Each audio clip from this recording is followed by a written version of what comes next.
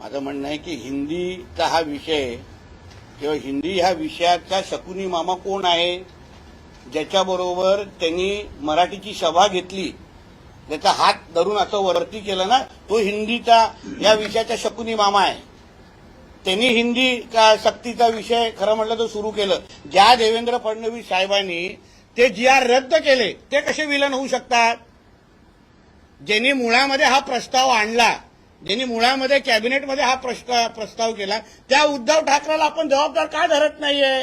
तो ह्या चित्रपटाचा विलन आहे, तो शकुनी मामा इकडचा.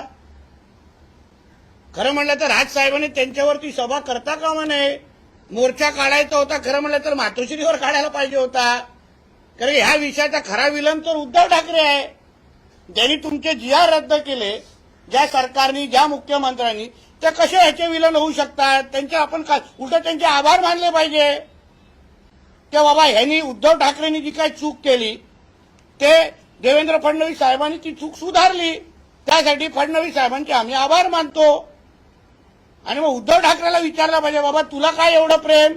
याच उद्धव ठाकरेच्या काळात, सरकारच्या महाविकास आघाडीच्या काळात, या तुमच्या भायखळ्याच्या इथे उर्दू भवन बनणार होतं, तेव्हा कोणी विचारलं नाही त्याला. तो एवढाचा जिहाद्यांच्या प्रेमामध्ये गेलेला. म्हणूनच त्याचे जेव्हा लोकसभेचे उमेदवार त्यांचे जेव्हा निवडून आले, पाकिस्तानचे झेंडे कसे फडकवले गेले.